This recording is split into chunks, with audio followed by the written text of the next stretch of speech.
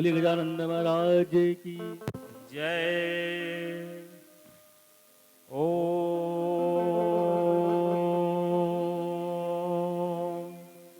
नमो रुद्राय शांताय ब्रह्मणे परमात्मने विंध्यस्थां विंध्यनिलयां दिव्यस्थान निवासिनी योगिनी योगमाताश्च चंडिकां प्रणमाम्यहम्। नारायणं नमस्कृत्यं नरं चैव नरोत्तमं देवी सरस्वती व्यासं ततो जयमुदीरयेत। पुराणं महापुराणाय कथामृताय नमो नमः। शुकादेव वाणी प्रसृतं श्रीमद्भागवताय नमो नमः।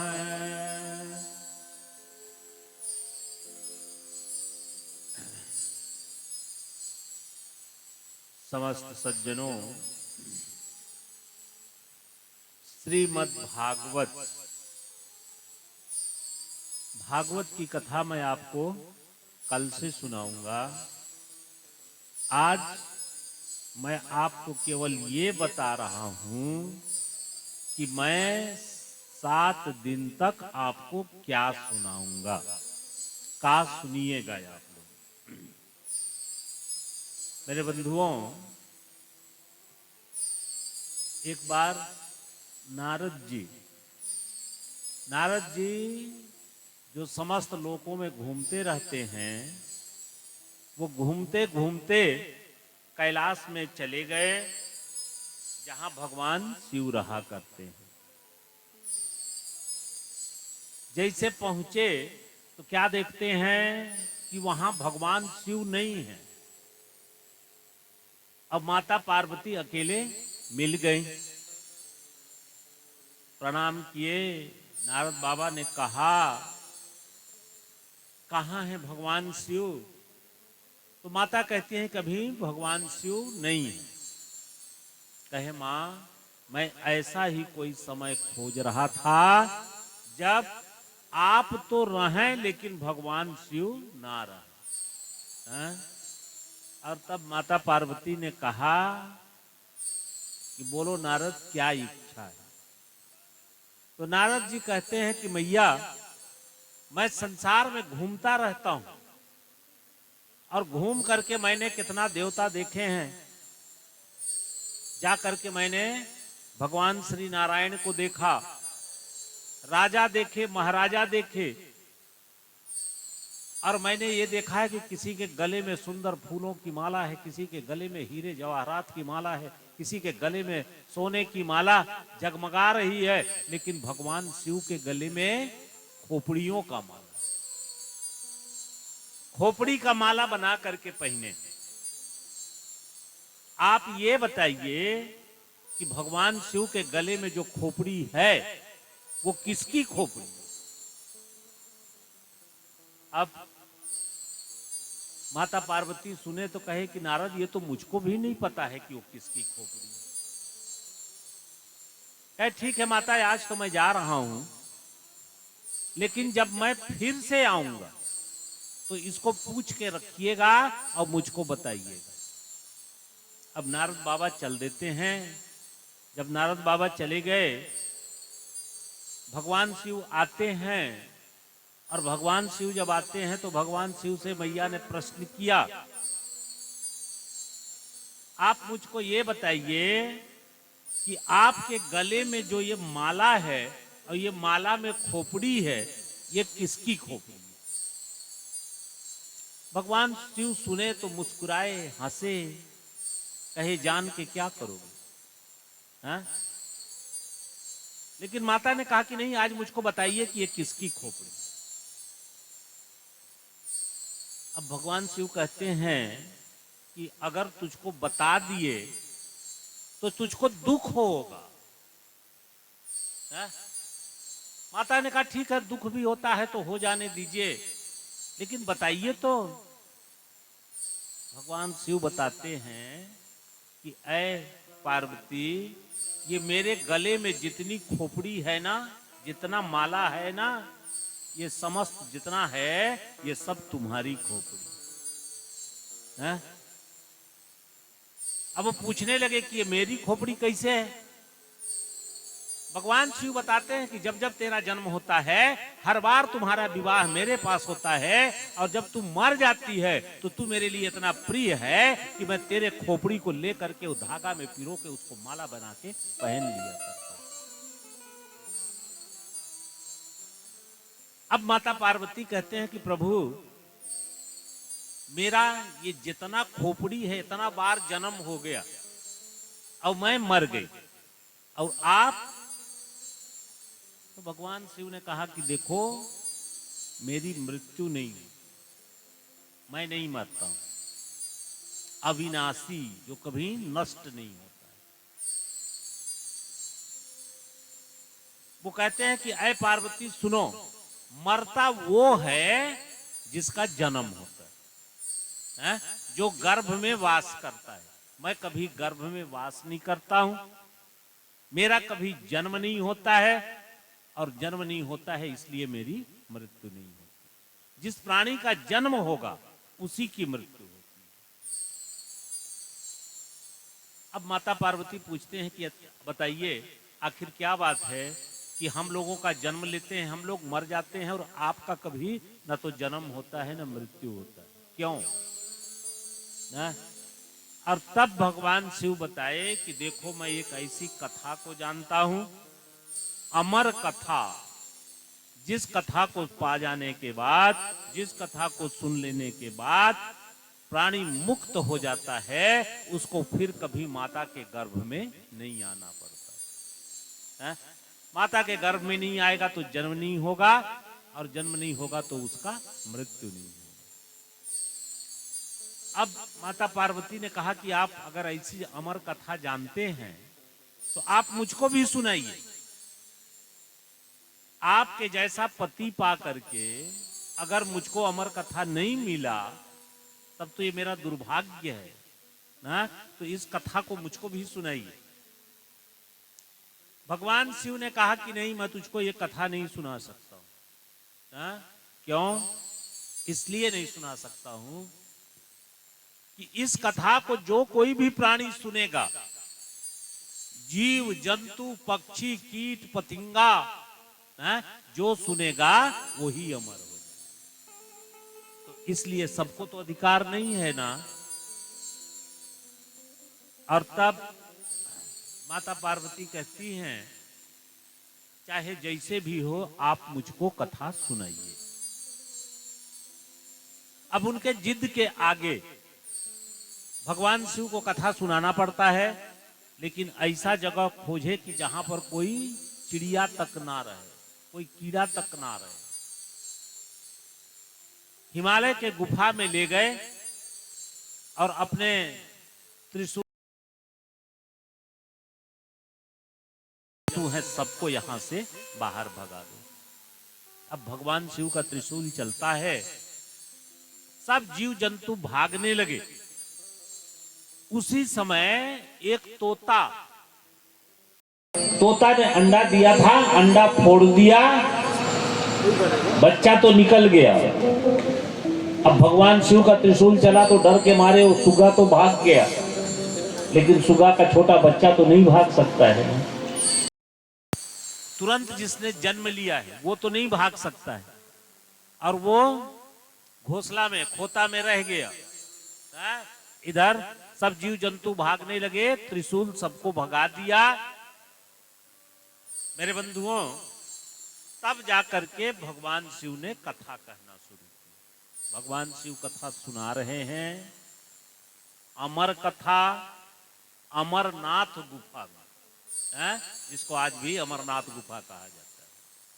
मेरे बंधुओं, कथा चलने लगा और कथा सुनते सुनते कथा भगवान शिव का बड़ा लंबा चल रहा है। उसी बीच में माता पार्वती को नींद आ जाता है। माता पार्वती सो जाती। अब वहां कथा कौन सुन रहा है?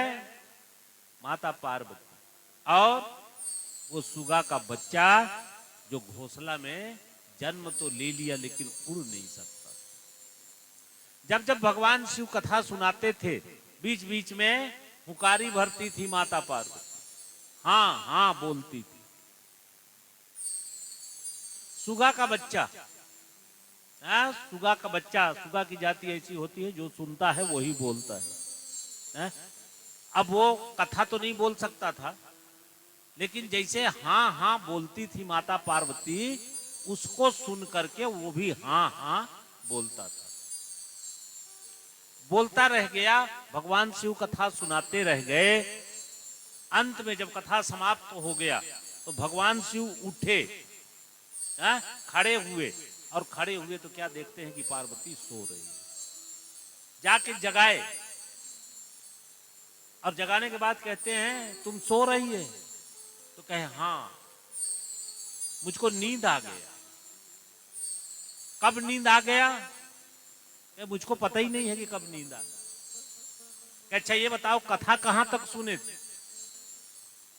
तो माता पार्वती ने बताया कि मैंने रुक्मिणी के विवाह तक की कथा सुना था। रुक्मिणी विवाह मतलब रुक्मिणी का विवाह भागवत का प्रसंग है ना, तो भागवत की ही कथा भगवान शिव सुना रहे। अब मेरे बंधुओं फिर खोजने लगे कि आखिर हुंकारी कौन भर रहा था, ये हाँ हाँ कौन कर रहा था। इधर उधर देखने लगे तो क्या दिखाई देता है कि एक घोंसला, और घोंसला में सुगा का बच्चा। तो उस समय भगवान शिव को क्रोध आता है। भगवान शिव ने कहा कि तुमने चोरी से मेरी कथा सुना है, मैं चाहता था ये कथा कोई सुन ना पाए, तुमने चोरी से मेरी कथा सुना है। भगवान शिव ने क्रोध किया तो वो सुगा का बच्चा भागने लगा। अब वो सुगा का बच्चा जहां जहां भागता था, भगवान शिव उसके पीछे पीछे जा रहे हैं। वो डर गया। अब पीछे पीछे भगवान शिव भागते भागते एक जगह व्यास जी का आश्रम, और व्यास जी के आश्रम में व्यास जी की पत्नी थी अरणी देवी, और वो उस समय नहा धो करके पूरब की ओर मुंह करके जम्हाई लेती हैं। मुंह खुलता है।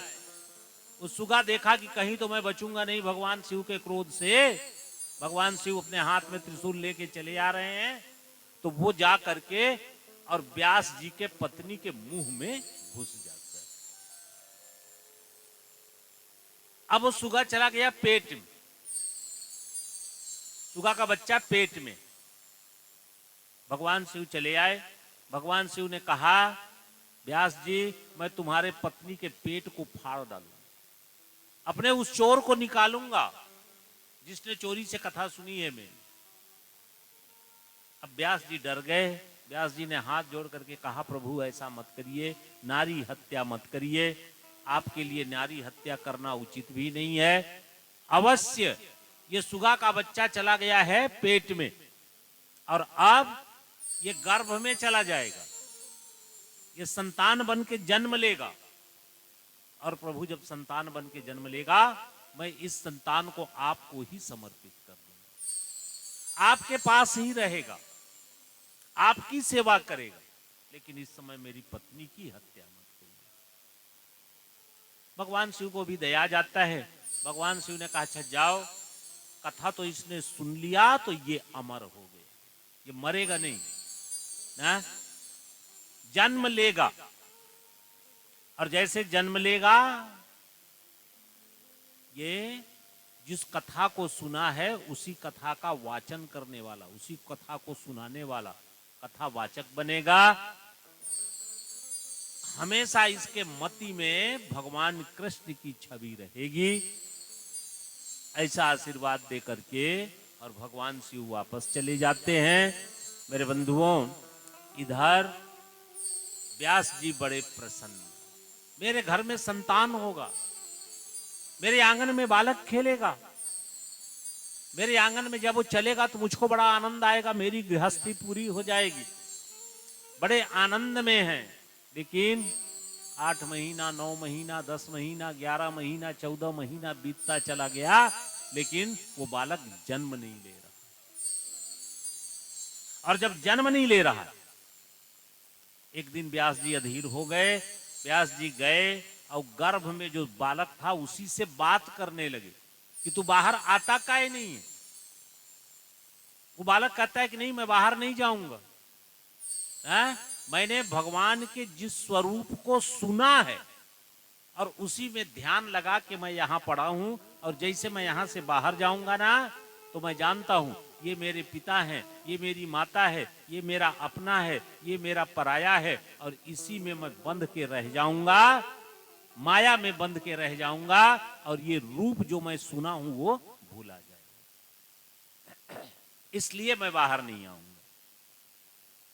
व्यास जी ने कहा कि सुनो, तुझको जन्म तो लेना पड़ेगा, तुम संसार में आओ, अभी तक तो सुने हो ना, और अब मैं तुझको ऐसा साधन दूंगा कि तुम उस जिसको सुने हो उसके पास तक पहुंच जाओ, उनका सामने से दर्शन करोगे, साक्षात्कार करोगे, इसलिए तुझको जन्म लेना पड़ेगा। रही मेरी बात, माता पिता की बात, तो मैं तुझको विश्वास दिलाता हूं कि मैं तेरे रास्ते का बाधा नहीं बनूंगा। मेरे बंधुओं, तब जाकर के वो बालक जन्म लेता है, और जैसे बालक जन्म लिया, उसके माता के शरीर से जो नाल चिपका था ना, उसी नाल को उठाया, गले में डाल लिया, और वो उत्तर दिशा की ओर जाने लगा। बालक जा रहा है। यम प्रव्रजन्तम मनु पेतम पेत कृत्यम द्वैपायनो विरह कातरयाजु हावः पुत्रेति तन्मतया तरो अभिनेदुस्तं सर्वभूत हृदया मुनिमानतो अस्मि। वो बालक जन्म लिया, नाल को गले में लपेटा, उत्तर दिशा की तरफ जाने लगा। व्यास जी कहते हैं कि बेटा रुक जाओ, मत जाओ, कहां जा रहे हो। बालक कहता है पिताजी आपको तो बोलने का अधिकार ही नहीं। क्यों?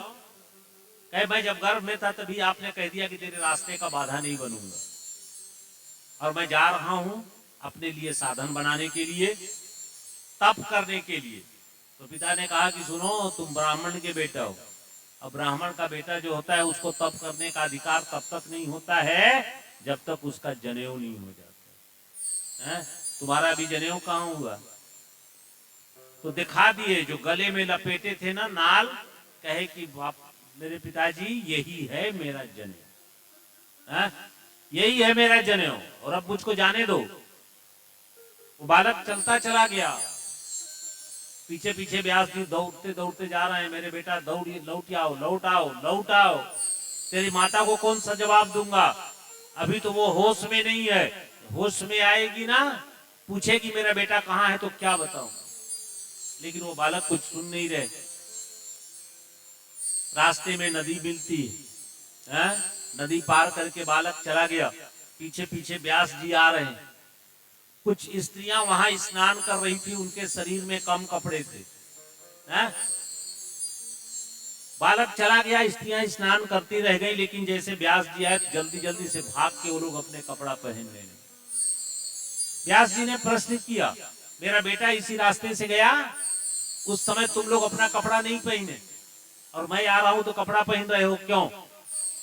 उन स्त्रियों ने कहा, बाबा आपका बेटा जन्म के साथ जोगी है, जिसको स्त्री और पुरुष का अलग अलग ज्ञान नहीं, उसके सामने तो हम लोग बिना कपड़े के भी जाएं तो भी कोई दोष नहीं लगेगा, लेकिन आप तो गृहस्थ हैं ना, आपके सामने तो हम कम वस्त्रों में नहीं आ सकते। और तब व्यास जी को लगता है कि मेरा बेटा तो कहीं मुझसे भी बहुत आगे निकल गया है, अब इसको वापस नहीं लाना चाहिए। इसको जब मैं लाऊंगा मुझको सुख होगा, लेकिन जब ये वन में रहेगा तो मुझको नहीं सारे संसार को सुख होगा है? तो इसलिए अपने सुख के लिए सारे संसार का सुख को समाप्त कर देना ठीक नहीं, कम कर देना ठीक नहीं। वहीं से व्यास जी लौटाते हैं और वो बालक तप करने के लिए चले जाते हैं। बोलिए वृंदावन बिहारी लाल की जय। मेरे बंधुओं, अब एक दिन व्यास जी जा करके बैठे थे सरस्वती नदी के किनारे। उस समय नारद जी आते हैं। व्यास जी बड़ा उदास। नारद जी पूछे, कहे बाबा आप क्यों उदास? जिसने 17 पुराण लिखा, पंचम वेद महाभारत लिखा, और वो उदास क्यों? तो कहे कि हाँ बाबा मैं उदास, और उदास इसलिए मुझको ऐसा लगता है कि जहां तक मुझको पहुंचना चाहिए मैं वहां तक नहीं पहुंच पाया। नारद जी ने कहा कि हाँ आप 17 पुराण रचे, महाभारत रचे, लेकिन भक्ति जहां है उसको कम कर दिए। 1,00,000 श्लोक लिखे, 80,000 खाली कर्म कांड का श्लोक, 16,000 उपासना का मंत्र, और 4,000 बच गया भक्ति। भक्ति को छोटा बना दिए, इसीलिए आपको संतोष नहीं हो रहा है। तो उपाय नारद जी बताते हैं कि बाबा जहां जहां पर आप तो 17 जो पुराण लिखे हैं, 17 पुराण में जहां पर ज्ञान है, भक्ति है, वैराग्य है, वो सबको इकट्ठा करिए और इकट्ठा करके अगला पुराण बनाइए। और ये जो पुराण बनेगा वो होगा भागवत। भ से भक्ति, ग से ज्ञान, ब से वैराग्य, और त से तृप्ति, जहां पर प्राणी की आत्मा तृप्त हो जाए, उसको संसार में कुछ पाना बाकी नहीं रह जाए। और तब जाकर के व्यास जी जो 17 पुराण, 17 पुराण में जहां जहां पर ज्ञान की कथा, वैराग्य की कथा, भक्ति की कथा, वो सबको इकट्ठा किए। तो श्रीमद् भागवत को महापुराण कहते हैं। महापुराण क्यों? कि 17 पुराण की कथा उसमें।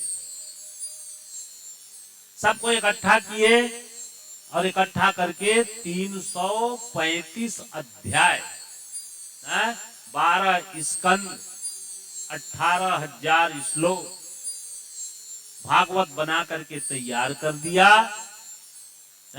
और जब तैयार हो गया तो इसको पढ़ाएं किसको? कौन पढ़ेगा? चेला तो बहुत से हैं, लेकिन ये वैष्णव ग्रंथ है, इसके लायक कौन है? ध्यान आया कि वो मेरा बेटा जो जन्म से ही घर छोड़ के चला गया, लेकिन वो आएगा कैसे? तो उनको लाने के लिए एक उपाय करते हैं। अपने 4 शिष्य बुला लिए, भागवत का श्लोक उनको कुछ कंठस्थ करा दिए, याद करवा दिए। कहे चले जाओ उत्तर दिशा में चले जाना, किसी पेड़ के नीचे एक बालक बैठा होगा, और उसी बालक के पास जाकर के ये श्लोक पढ़ना। उस बालक का आंख खुलेगा और उसको अपने साथ लेके आ जाना। अब 4 शिष्य चले, बालक को खोज लिए, आंख बंद है, पेड़ के नीचे बैठा है।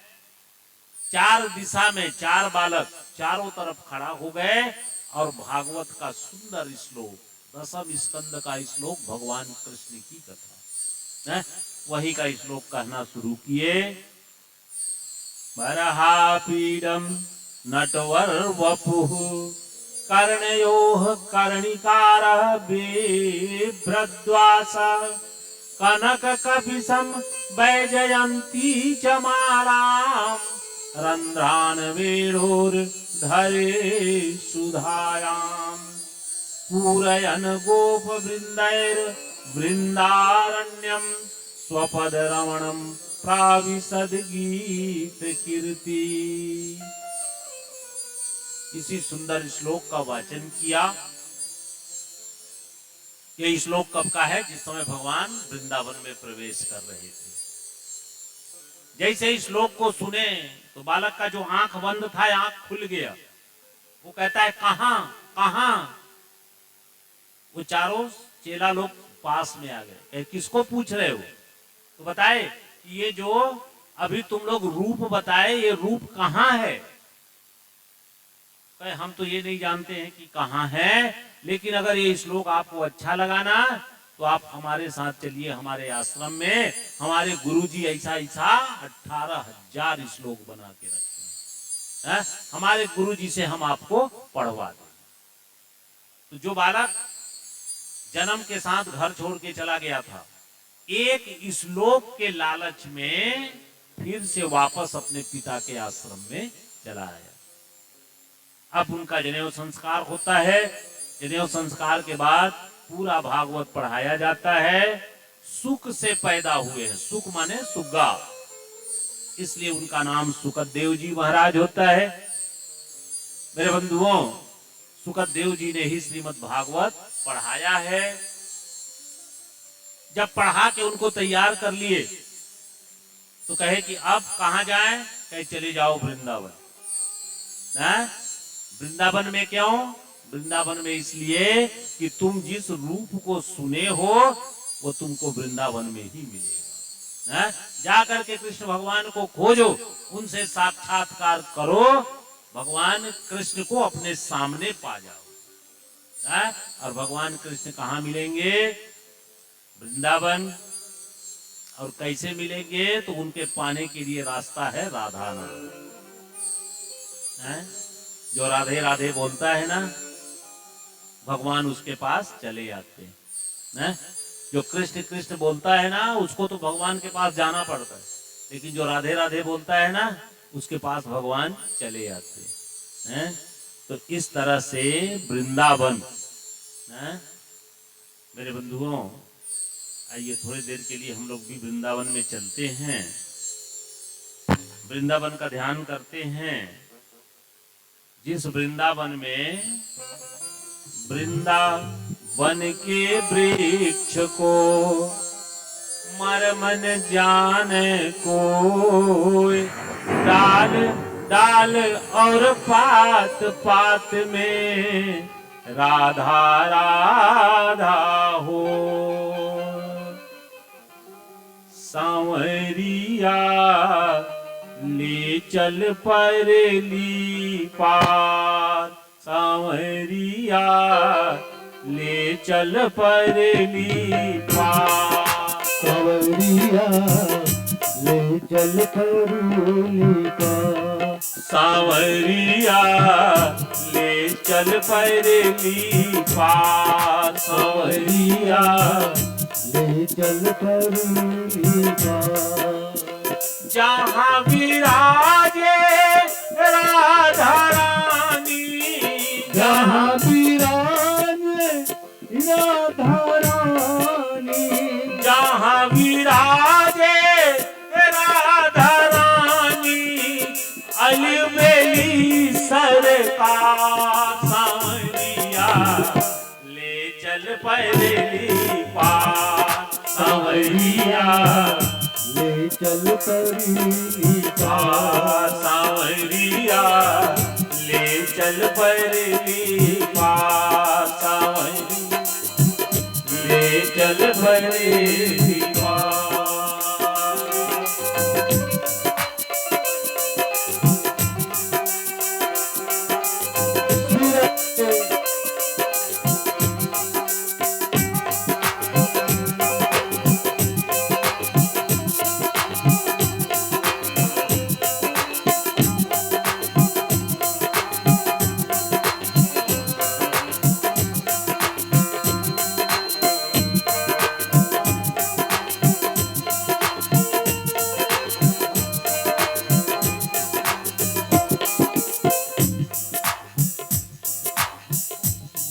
अवगुणी सब तेरे अर्पण, गुणी अवगुणी सब तेरे अर्पण।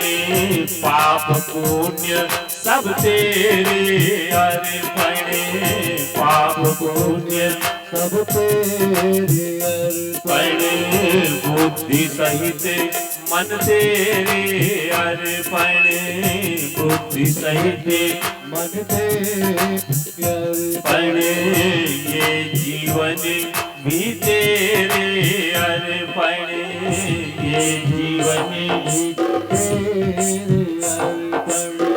मैं तेरे चरणों की दासी, मैं चरणों की दासी, मैं तेरे चरणों की दासी, मेरे प्राण आधार सांवरिया, ले चल परली पार सांवरिया, ले चल परली पार सांवरिया, ले चल परली पार। पारिया, ले चल परली पार।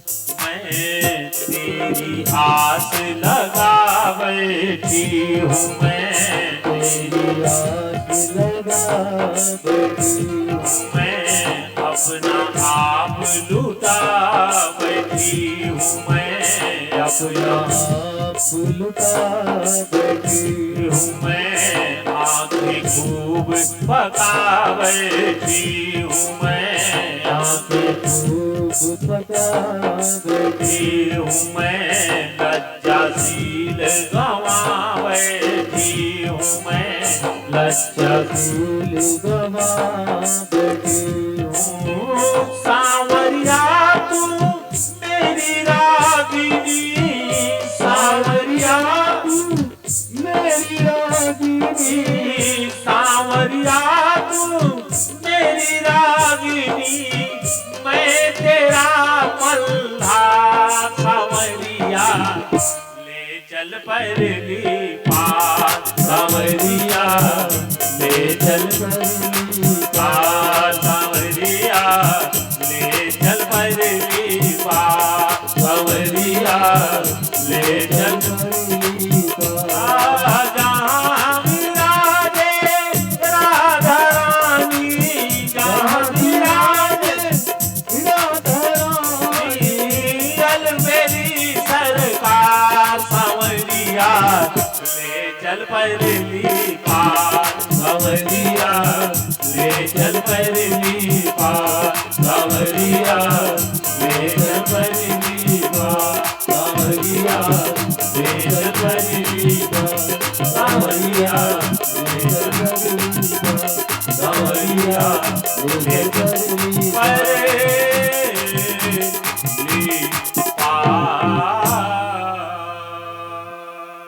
भोले बाके बिहारी लाल की। मेरे बंधुओं, सुखदेव बाबा चले गए वृंदावन में और जाकर के कृष्ण कृष्ण कृष्ण कृष्ण जपने लगे। कृष्ण कृष्ण जप रहे, लेकिन जैसे वहां गए रास्ता भर तो कृष्ण कृष्ण जप। वृंदावन में पहुंचे तो वृंदावन के वृक्ष को मरम न जाने कोई, और डाल डाल और पात पात में राधा राधा, वहां केवल राधा राधा। तो सब लोग राधा कह रहे हैं, वो भी राधा राधा बोलने लगे। राधे राधे जब बोलने लगे, राधे राधे बोलते बोलते एक दिन ऐसा आया कि राधे भैया चली आती, और वो सुगा बन के बोल रहे, पकड़ लिया सुगा और पकड़ करके, और राधे भैया ने कहा ये राधे नहीं, राधे तिमाम बद कृष्णम बद, अब तेरा राधा नाम पूरा हो गया, अब कृष्ण बोलो। हाँ? राधा नाम जितना जपना था तेरा पूरा हो गया। अब वो कृष्ण कृष्ण बोलने लगे। एक दिन भगवान कृष्ण चले आए, और भगवान कृष्ण जब आए तो कहे कि मैं ही कृष्ण हूं। और जैसे देखे तो पहचान गए, क्योंकि एक एक रूप का वर्णन वो पहले सुन चुके। पहचान गए यही कृष्ण है, चरणों में पड़ गए। भगवान कृष्ण कहा कि बोल यहाँ आए कैसे, कौन गुरु मिल गया? तो बताए मेरी गुरु राधा। वही रास्ता बताए। राधा कौन है? अब ये प्रश्न का उत्तर वो नहीं बता सके, राधा कौन है। भगवान कृष्ण ने ही बताया कि सुनो, राधा दूसरी कोई नहीं है, मैं ही राधा। हैं? कृष्ण ही राधा है और राधा ही कृष्ण है। हैं? भगवान ने अपने शरीर को, रास मंडल, जिस समय रास रचाने लगे, अपने शरीर को दो भाग में बांट दिया था। हैं? बायां भाग राधिका और दाहिना भाग कृष्ण। मेरे सज्जनों, तो कहे मैं ही राधा हूं। तब तो तुम्हारा गुरु मैं हो गया? कहे हाँ प्रभु आप ही गुरु। तो कहे गुरु को गुरु दक्षिणा देना पड़ता है, तुम मुझको गुरु दक्षिणा दोगे? कहे कि महाराज मेरे पास आ है कि मैं आपको दूंगा। तो भगवान कहते हैं कि मैं वही मांगूंगा जो तेरे पास है।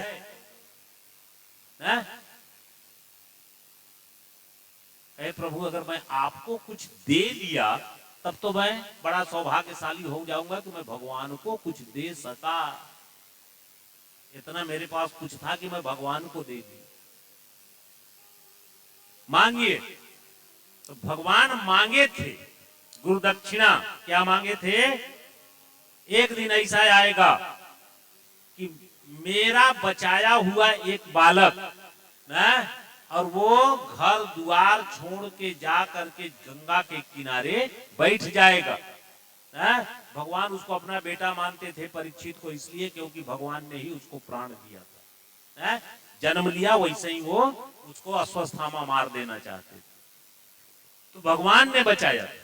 भगवान ने कहा मेरा वही बेटा एक दिन घर द्वार छोड़ करके चला जाएगा, गंगा के किनारे बैठ जाएगा, और जब बैठ जाएगा तो उसी समय तुम जाना और जा करके लगातार 7 दिन तक बैठ करके एक जगह पर, और उसको श्रीमद् भागवत जो तुम्हारे पिता ने तुमको सिखाया है, यही कथा तुम उसको सुनाना। यही गुरु दक्षिणा मांगे भगवान। और इसको सुनाने से क्या होगा? वो मुक्त हो जाएगा, इसलिए कि उसको ब्राह्मण का श्राप मिल जाएगा। दूसरा कोई उपाय नहीं है, यही उपाय है, और ये मैं तुमसे गुरु दक्षिणा में मांग रहा हूं। तो मेरे बंधुओं, ऐसा सुखदेव जी ऐसा महात्मा थे कि किसी के द्वार में कितना द्वार तक रहते थे, कितना टाइम तक रहते थे, कितना समय तक, जितना एक गाय के दूहने में टाइम लगता था ना, क्योंकि वो कुछ खाते नहीं थे, केवल गाय का दूध पीते थे। किसी गृहस्थी के घर में चले गए और जाकर के गाय का दूध मांगते थे, भैया मुझको गाय का दूध दे दो। बड़े सवेरे पहुंच गए, महाराज थोड़ा सा रुक जाइए, गाय लगा लो तब ना। तो जितना देर गाय के दूहने में समय लगता था, उतने देर दुआरी में रहते थे, और इसके बाद जैसे दूध मिला चल देते थे। और मेरे बंधुओं, लेकिन एक चीज, जिसके द्वार पर उनका चरण पड़ जाता था, उसका घर जो है तीर्थ के समान हो जाता था। जिसने भागवत को पाया था, इतना पवित्र हो गया था कि उसका चरण जिसके द्वार में पड़ता था, और वो घर पवित्र हो जाता था, तीर्थ के समान हो जाता था। उसके धूल को महात्मा लोग, द्वार के धूल को अपने सिर पर धारण करते, और वो महात्मा 7 दिन तक एक जगह बैठ करके परीक्षित जी को कथा सुनाए थे। जो कथा सुनाए थे वही कथा मैं आपको कल से लेके लगातार 7 दिन तक सुनाऊंगा। और ये किसी के जीवन का बड़ा दिव्य समय होता है, जब वो श्रीमद् भागवत उसके घर में होता है, आंगन में होता है, गांव में होता है, नगरी में होती है। ये जीवन का बहुत बड़ा समय होता है, बहुत बड़ा समय। मेरे सज्जनों, जीवन में कमाना खाना लगा हुआ है। संपत्ति आएगी, संपत्ति चली जाएगी। हैं? दुनिया का सबसे बड़ा धनी कौन था? आप लोग कभी सुने हैं नाम? हैं? दुनिया का सबसे बड़ा धनी था सिकंदर, जिसका नाम सिकंदर। जन्म लिया वो अफ्रीका में, मृत्यु हुई हिंदुस्तान में, एशिया में, और उसका अंतिम संस्कार यूरोप में हुआ। पूरा संसार को जीत लिया था, लेकिन जब वो अंतिम समय आया ना, तो कहा था, कहे कि ऐसा करना कि मेरा हाथ को कफन से बाहर कर दे। ना? मेरा हाथ को कफन में मत ढांकना, हाथ को कफन में बाहर कर देना। काहे कि दुनिया वालों को पता होना चाहिए संसार में कमाया, लेकिन कुछ लेके वो नहीं जा रहा। ना? बाग थे बहुत, लेकिन नहीं था कोई माली। और जब सिकंदर भी चला गया तो उसके दोनों हाथ थे खाली। मेरे बंधुओं, इसलिए जीवन का सबसे बड़ी संपत्ति यही है, जब आप सत्संगति में अपना समय गुजारते हैं। 7 दिन के इस समय को दिव्य बनाइए। सब लोग आकर के भगवान कृष्ण के सानिध्य में अपने आप को लगा दीजिए। हर्ष से भर जाइए, कथा सुनिए, कीर्तन करिए, नाचिए, गाइए, आनंद से भर जाइए। इस घर में भगवान का आगमन हो गया। इस घर में अब भोजन नहीं बनेगा, नाश्ता नहीं बनेगा, जो भी बनेगा वो प्रसाद और महाप्रसाद बनेगा। चाहे भले नमक रोटी मिले, वो भी महाप्रसाद हो खाए। तो इस तरह से इन समय को बिताइए।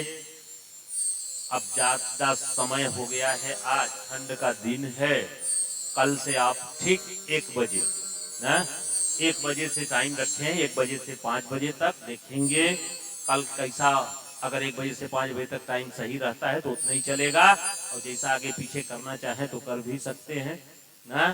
थोड़ा सा नियम बता दूं। नियम ये कि कथा जो संकल्प लेके सुन रहे हैं ना, उनको पहला काम कि जितने भी लोग आए सब में भगवान का ही दर्शन करना चाहिए कि मेरे घर जो आ रहा है सब भगवान स्वरूप ही आ रहे हैं। दूसरी बात, मेरे सज्जनों, इन 9 दिनों के लिए आप अपने समस्त जो केवल भगवान के चरणों में अपना चित्त लगाइए, बाकी सब कुछ थोड़ा किनारे कर दीजिए। तीसरी बात, थोड़ा खाना पीना। तो खाना पीना के लिए श्रीमद् भागवत में स्पष्ट रूप से लिखा है, क्या बिना कुछ खाए पिए कथा सुनिए। अगर इतनी शक्ति नहीं है, फल आहार करके कथा सुनिए। उतनी भी शक्ति नहीं है तो दिन भर उपवास रह के रात को भोजन कर लीजिए। एक टाइम उपवास रहिए। निराहारो फलाहारो यताहारो, स्पष्ट रूप से भागवत में लिखा है। निराहार रहिए या फलाहार करिए या यताहारो, एक टाइम भोजन कर लीजिए। अगर उतनी भी शक्ति नहीं है तो दोनों टाइम भी भोजन कर। कहीं पर मना नहीं है, जितनी शरीर में शक्ति हो, ताकि आपका मन लगा रहे कथा में। अगर भोजन भी करते हैं तो 3 तरह का चीज नहीं खाना चाहिए ना। पहला स्निग्ध, दूसरा ज्यादा समय के बाद पचता है ऐसा चीज ना, और तीसरा बासी। 3 चीज नहीं खाया जाता है। तो स्निग्ध चीज क्या है? स्निग्ध चीज में है लहसुन प्याज ना, इस तरह का चीज जो काम को बढ़ाते हैं। फिर जो ज्यादा समय पेट में रह जाता है ना, आजकल मिलने वाला भाटा की सब्जी, कुंदरू का सब्जी ना, इस तरह का सब्जी नहीं खाना है, इनको छोड़ देना है। और बासी, बासी किस चीज को हम लोग खाते हैं? अचार, बड़ी, कोहड़ौरी, ये बासी होता है। पापड़, तो आप लोग कौन, जो लोग संकल्प लिए हैं वो लोग, बाकी लोग खा सकते हैं। इन लोगों के लिए ये भी मना है। सोने के लिए जमीन में सोइए या तखत में सोइए, तख्ता लकड़ी के तख्ता में ना सोइए, लेकिन किसी भी हालत में खाट में नहीं सोना है ना। और इस तरह से संकल्प लेकर के भगवान के चरणों में अपना मन लगा करके और भगवान की कथा श्रवण करेंगे। इन्हीं शब्दों के साथ अभी मैं अपने वाणी को विराम देता हूँ। बोलिए वृंदावन बिहारी लाल की। चलिए अपनी अपनी आरती लगा लीजिए।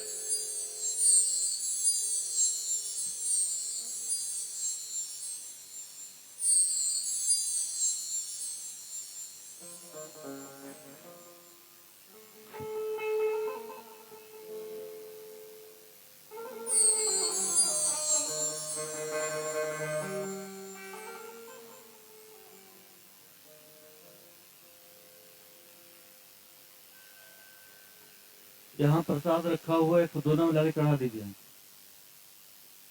एक जने चले जाइए, आपको दोनों में लगा दीजिए।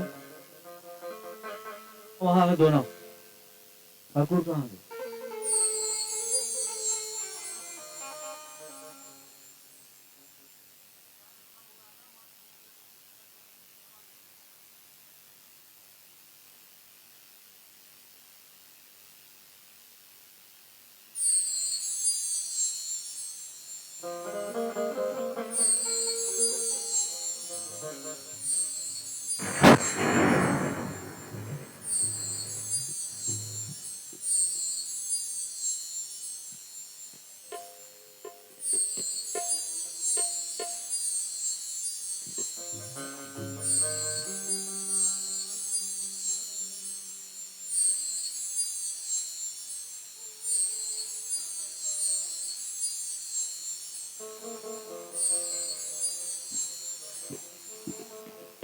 आरती जला लीजिए। आरती जला के खड़े हो जाइए आप लोग ना।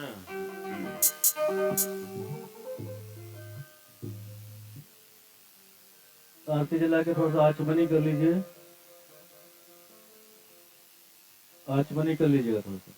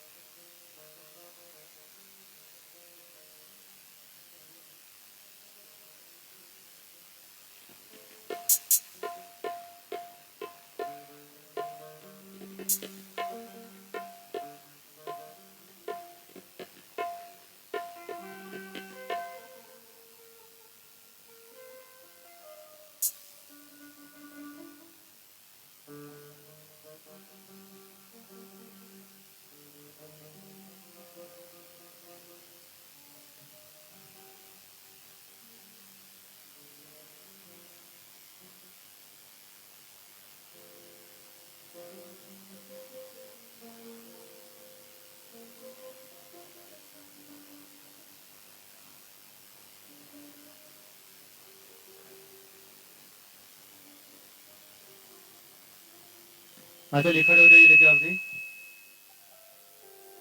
ओम साज्यं मरति समायुक्तं वैराम योनितं मया दीपं गृहाण देवेस्त्रिलोक्यं तिमिरापहम्।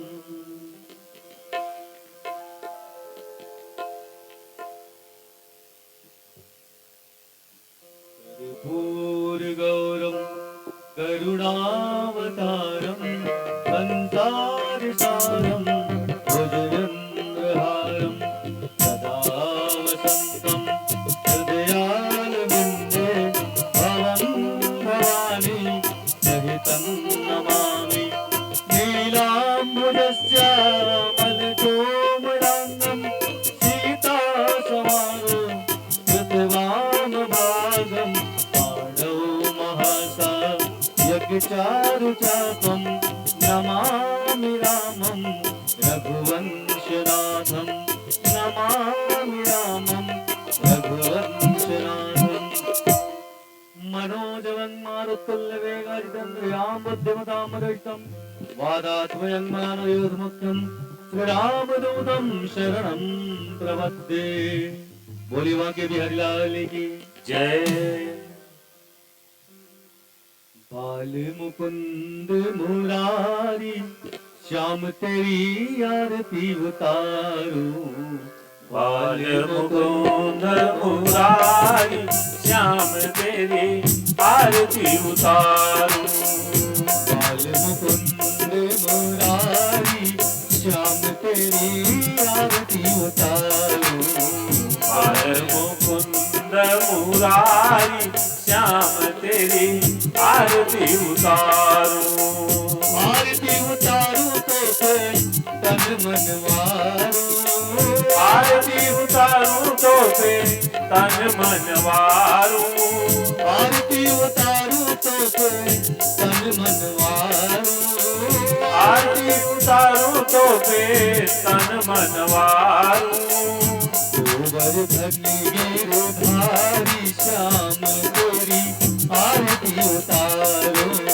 गोवर्धन गिरधारी श्याम तेरी आरती पुकारूं।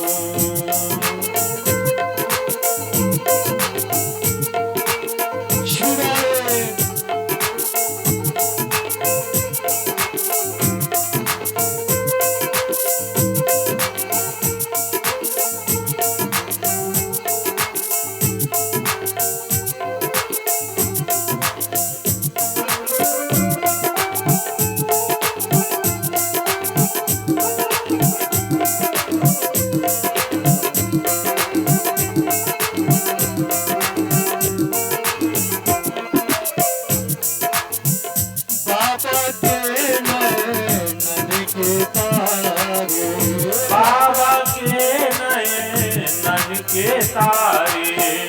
ब्रज गोपिन के प्राण प्यारे। ब्रज गोपिन के प्राण प्यारे। तुम हो त्रिभुवन के रखवारे। तुम हो त्रिभुवन के रखवारे। मुरलीधर बनवारी श्याम तेरी आरती उतारूं।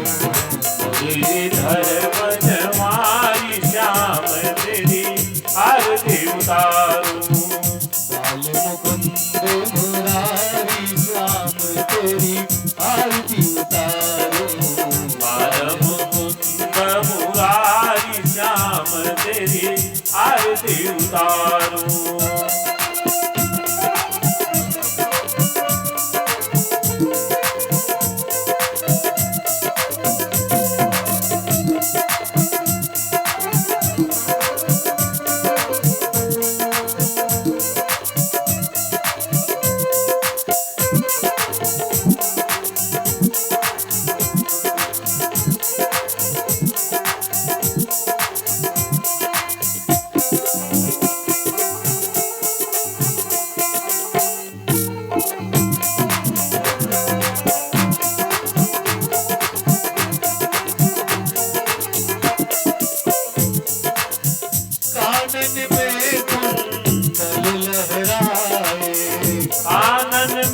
कुंडल लहराए। कर पीताम्बर मोहि मन भाए। कर पीताम्बर मोहि मन भाए। मोर मुकुट शीश शोभा पाए। मोर मुकुट सिर शोभा पाए। केशव कुंज बिहारी श्याम तेरी आरती उतारूं। दुलारी श्याम तेरी आरती उतारूं।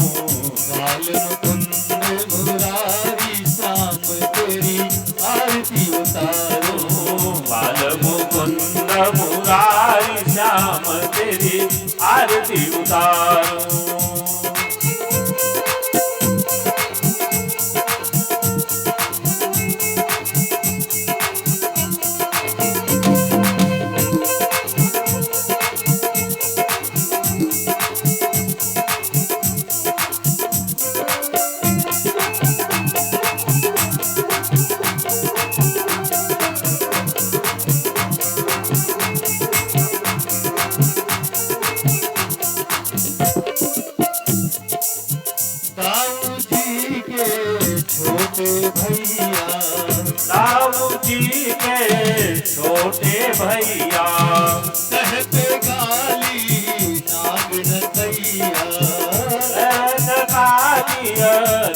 न थैया।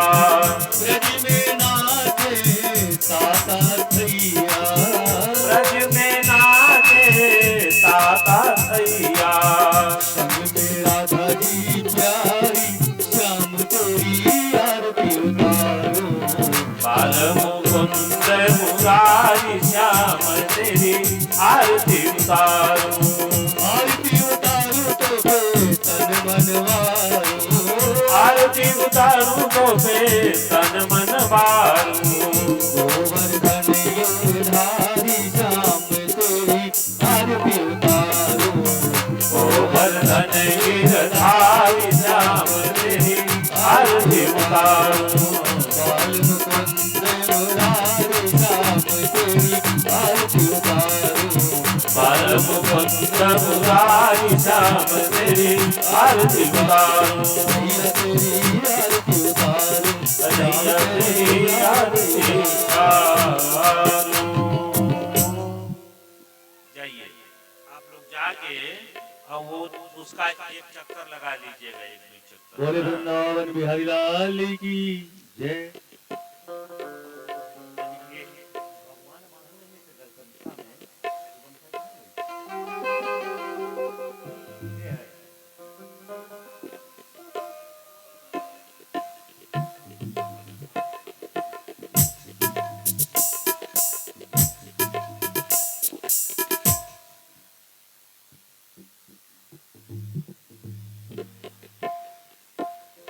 जाइए परिक्रमा करिए, सब लोग जाइए, जाइए पाछे पाछे।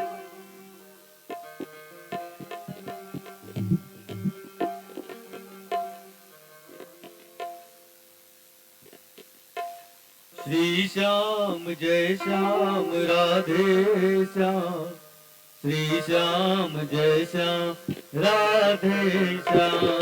श्री श्याम जय श्याम राधे श्याम, श्री श्याम जय श्याम राधे श्याम। श्री श्याम जय श्याम राधे श्याम, श्री श्याम जय श्याम राधे श्याम। श्री श्याम जय श्याम राधे श्याम, श्री श्याम जय श्याम राधे श्याम।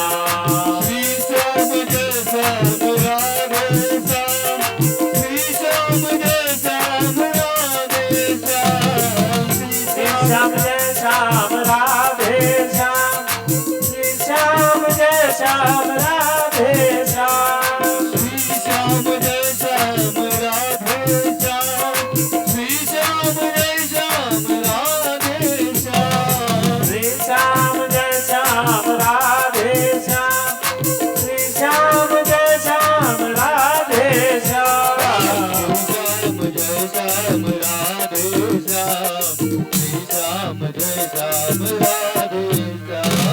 श्री श्याम जय श्याम राधे श्याम, श्री श्याम जय श्याम राधे श्याम। श्री श्याम जय श्याम राधे श्याम, श्री श्याम जय श्याम राधे श्याम। श्री श्याम जय श्याम राधे श्याम, श्री श्याम जय श्याम राधे श्याम।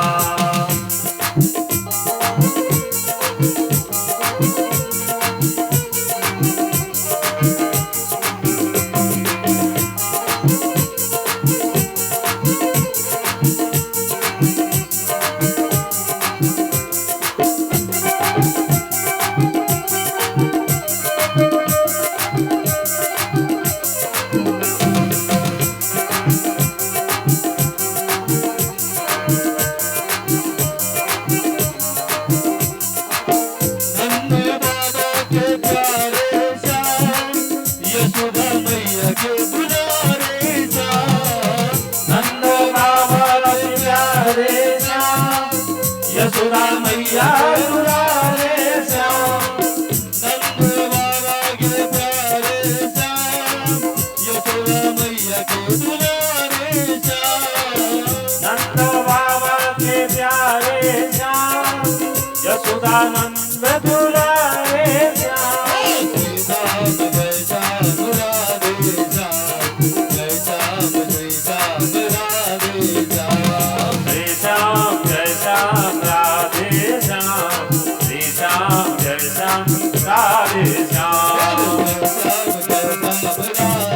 श्याम जय श्याम राधे श्याम जय श्याम राधे श्याम जय श्याम राधे श्याम जय श्याम राधे श्याम जय श्याम राधे श्याम जय श्याम राधे श्याम जय श्याम राधे श्याम जय श्याम राधे श्याम जय श्याम राधे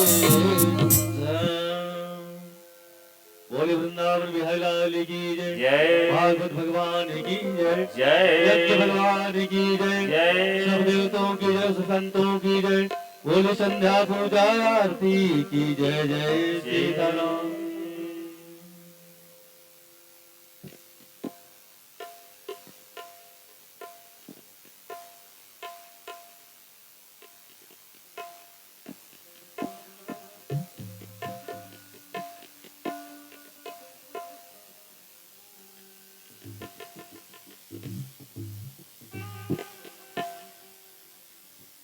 अपने स्थान पे आरती को रख के थोड़ा सा आचमनी कर लीजिए और एक आरती दे दीजिए दिखाने के लिए उधर सबको दर्शन करवा देंगे।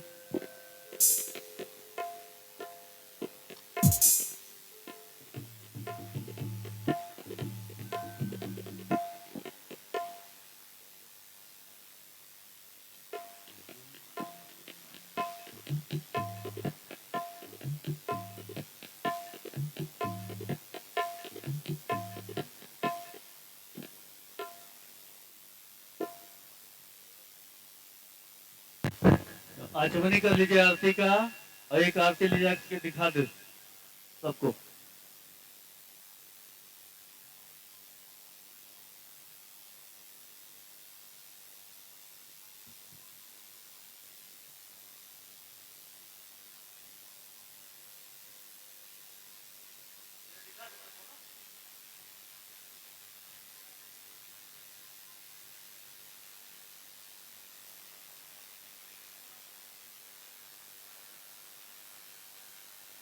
हाँ चलिए सभी लोग हाथ जोड़ लीजिए और बोलिए